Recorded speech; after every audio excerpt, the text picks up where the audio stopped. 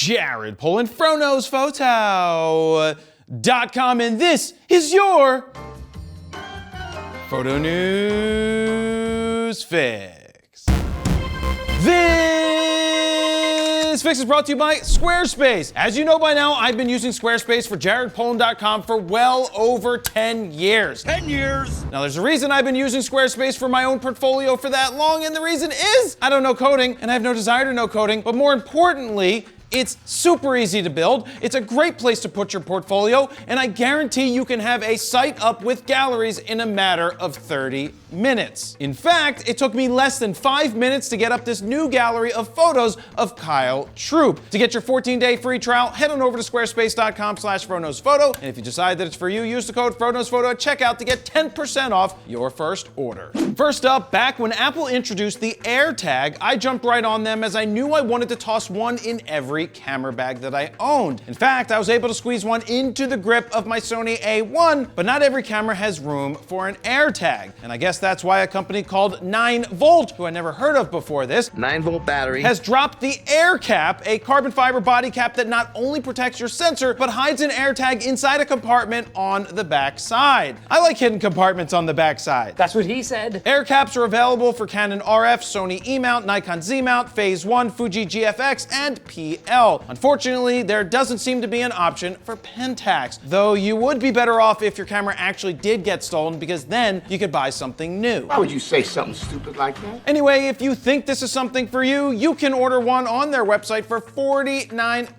AirTag not included. And oh yeah, as a reminder, hashtag don't be an asshole, don't leave your gear in your car if you can help it. Yeah, they're all victims. And yes, I'm victim blaming. Take that, victims. Next up, it's that time of year again, because it's time for the 2022 TIPA World Awards. Who cares? Now, in their words, not mine, the most coveted photo and imaging awards worldwide. bullshit! Now, before we go any further, TIPA was founded in 1991 and comprises of publications in the photo and imaging space who printed magazines. As you may be aware, there's not a lot of those publications around these days. Print media is dying. Nonetheless, year after year, they keep picking winners, which brings us to the winners of 2022. And in no particular order, the best MFT camera goes to the only MFT camera that came out in 2022, the OM-1. OMG. Next, we have best APS-C camera, Nikon ZFC. Best full-frame expert, whatever that means, Sony A7 IV. Best full-frame professional camera, the Nikon Z9. Best camera innovation, Canon R3, and the list goes on and on. Dan, please put up a screen flow of you scrolling through the page of all the winners. Thank you very much. These categories make no sense. There's 3 different software categories. There's a best photo paper category, best photo retail service, and 3 more for cell phone cameras, none being an Apple, by the way. And where's the best photo YouTuber?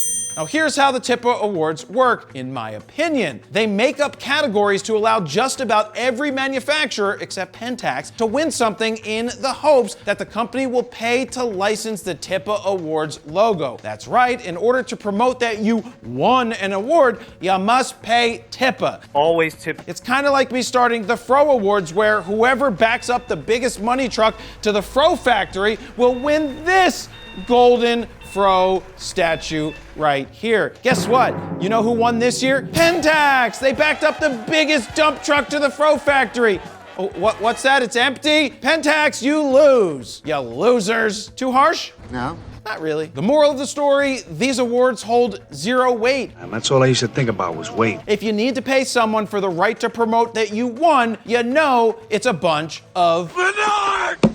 I hate Bernard! And finally, Canon has unleashed the APS-C beast, that is, introducing the R7 and R10, 2 mirrorless APS-C sensor cameras with RF mounts. The unification has happened. It's all happening. Unification, not as good as L-mount Alliance, which I won't even go into. Last week, Steven and I got to spend a solid 24 hours with both of these bodies in our hands in Orlando, Florida. We got to shoot birds, alligators, Manny Ortiz, skaters, soccer players, and even beach volleyball people. But enough about that, you want the specs. Let's start this off with the R7. The R7 is basically an updated mirrorless equivalent to the 7D Mark II. It sports a 32.5 megapixel crop sensor with IBIS, an ISO range of 100 to 32,000 natively, 2 UHS-2 SD card slots, Digic X processor because X is gonna give it to you. X gonna give it to you. X gonna give it to you. I mean, he once gave it to us. He no longer.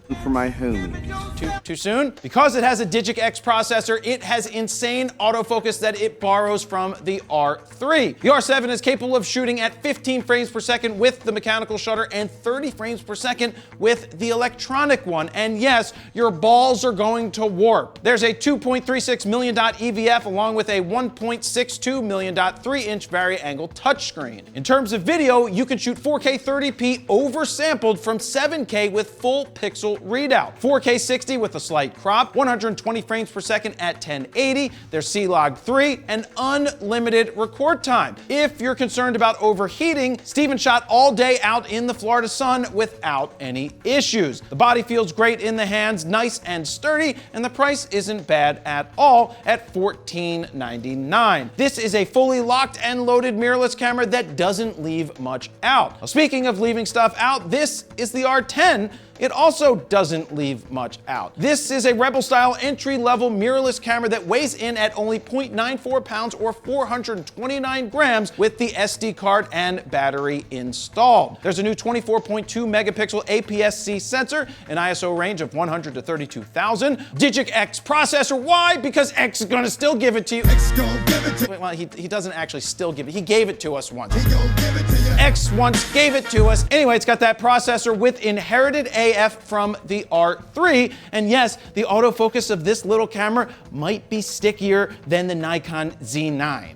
Yeah, I said it, okay? Because it feels that way. You get 15 frames per second with the mechanical shutter and 23 with the electronic. They did add a joystick to the back of the camera, but there is no IBIS because you gotta save money somewhere. There's a 2.3 million dot tiny EVF. The water was cold. The 3-inch 1.04 million dot vari-angle touchscreen, and the video specs are actually pretty solid. You can shoot 4K 30p oversampled from 6K with full pixel readout, 4K 60 with a slight crop, 1080 120, no C-Log, no record limit, and no weather sealing. But there is a built-in flash, you know, for people that like to flash people. Not me.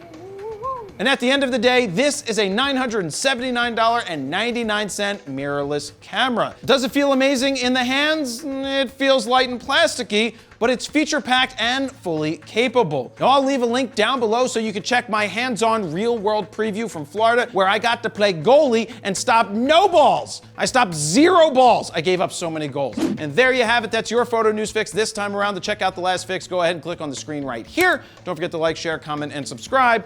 And that's where I'm gonna leave it. Jared, Polin, FroKnowsPhoto.com. See ya.